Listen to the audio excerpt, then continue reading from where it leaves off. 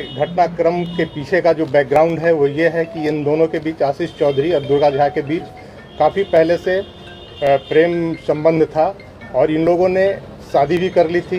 कहीं न कहीं उनके परिवार की दोनों की रजामंदी भी थी। जो फोटोग्राफ्स आप देख रहे हैं इसमें लड़के के परिवार वाले भी हैं और लड़की के परिवार वाले भी हैं, लेकिन किसी कारण से फिर अनबन हुआ इन दोनों में। शहर के कवैया ओपी के अंतर्गत पंजाबी मोहल्ला है, वहीं पर आशीष चौधरी और दुर्गा झा दोनों पति पत्नी के तौर पर रह रहे थे। इन दोनों के बीच में काफ़ी अंतरंग संबंध पहले ही से रहे हैं और ये दोनों साथ रह रहे थे।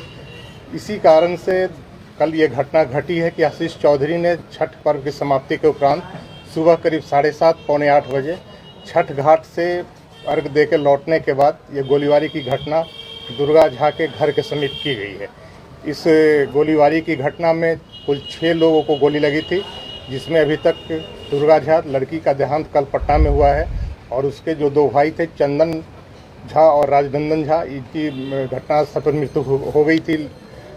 कुल 3 लोग अभी तक इसमें मृत हो गए हैं। बाकी जो 3 लोग हैं, दुर्गा झा लड़की के पिता शशिभूषण झा और उसकी भाभी लवली झा जो कि राजनंदन झा उसके मृत भाई की पत्नी है, और उसकी एक और बहन प्रीति झा, ये अभी जख्मी का इलाज पटना में चल रहा है। पूरे घटनाक्रम के पीछे का जो बैकग्राउंड है वो ये है कि इन दोनों के बीच, आशीष चौधरी और दुर्गा झा के बीच काफ़ी पहले से प्रेम संबंध था और इन लोगों ने शादी भी कर ली थी। कहीं न कहीं उनके परिवार की दोनों की रजामंदी भी थी। जो फोटोग्राफ्स आप देख रहे हैं इसमें लड़के के परिवार वाले भी हैं और लड़की के परिवार वाले भी हैं, लेकिन किसी कारण से फिर अनबन हुआ इन दोनों में, जिसके फलस्वरूप ये घटना घटी है। और उनके घर से, घटनास्थल के पास से एक नोटबुक प्राप्त हुआ है। नोटबुक में करीब 15 पृष्ठों में आशीष चौधरी ने काफ़ी डिटेल से अपने और दुर्गा झा के बीच हुए पूरे संबंध का चर्चा किया है और उसमें ये स्पष्ट रूप से लिखा है कि काफ़ी मानसिक प्रताड़ित होने के बाद ही उसने ऐसा कदम उठाया है। दुर्गा झा के लिए उसने उसको कोचिंग में रख के पटना में पढ़ाया, नाला रोड में, उसका भी जिक्र उस डायरी में आप लोग देखेंगे।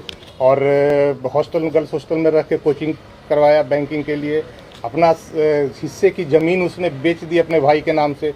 उस पैसे से उस दुर्गा झा को पटना में रख के पढ़ाया और सारा पैसा ख़त्म कर दिया।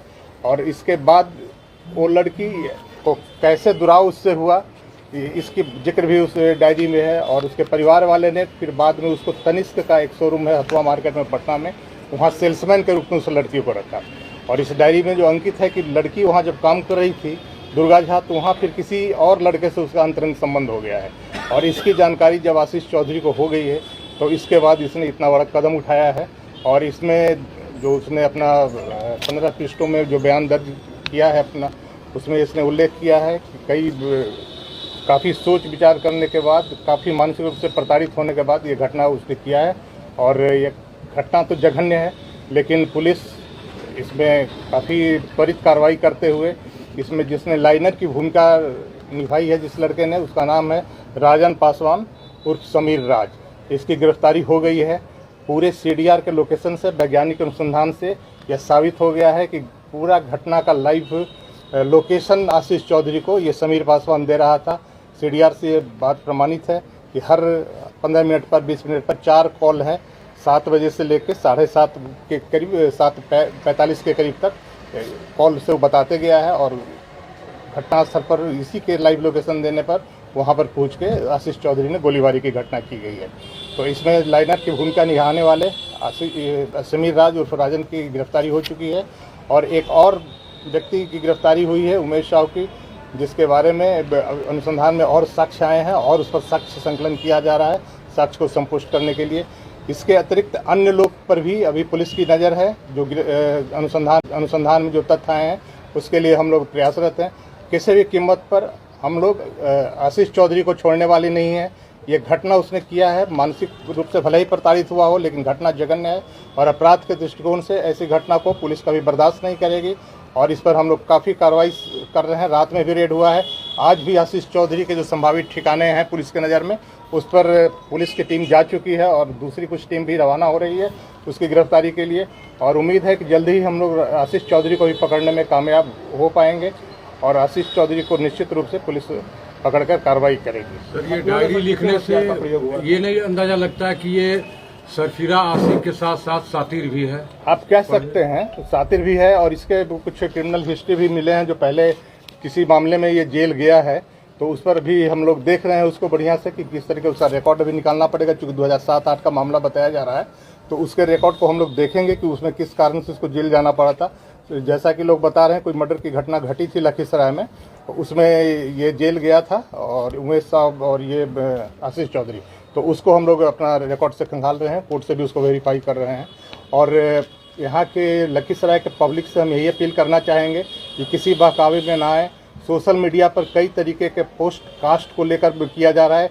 यह कास्ट से संबंधित घटना नहीं है, यह विशुद्ध प्रेम प्रसंग के कारण जो आंतरिक विरोध हुआ है उसके कारण यह घटना घटी हुई है।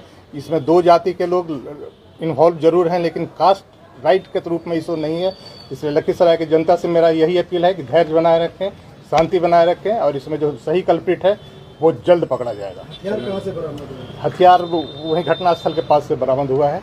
हथियार का फोटो आप लोग यहाँ, उसमें एक देसी पिस्तौल है, ये है हथियार, आप देख लीजिए यहाँ पे, ये हथियार है। इसमें जो 10 खोखा फायर किया हुआ प्राप्त हुआ है और 4 जिंदा कारतूस बरामद हुआ है, ये हथियार है। तो सर, हथियार कौन उपलब्ध कराया, ये कुछ पता चला? हथियार हुआ है घटनास्थल के पास से हुआ है और किसी पब्लिक ने ही कोई बताया था जिस पर पुलिस ने वहाँ से रिकवर किया है। एक सवाल सर और सर, मैंने पीड़ित का आरोप है परिजन का कि 2 साल पहले आवेदन दिया था इस मामले को लेकर कवैया थाने में, लेकिन इस पर कोई पहल नहीं की। अब 2 साल पहले के आवेदन की उसकी तहकीकात हम लोग करेंगे कि किस संदर्भ में क्या आवेदन दिया है, लेकिन पीड़ित के परिवार ने का फोटोग्राफ तो आपको साक्ष्य सामने है। आप देख लीजिए कि लड़की का माँ फोटोग्राफ में है, शादी की तस्वीर है साथ में है, तो ये सब ने तो रजामंदी करके शादी की और बाद में लड़की को दुराव करके अलग किया इससे। तो सारा घटनाक्रम में तो लड़की के परिवार वाले की क्या भूमिका है ये भी स्पष्ट है पूरे फोटोग्राफ से और इन नोटिंग से।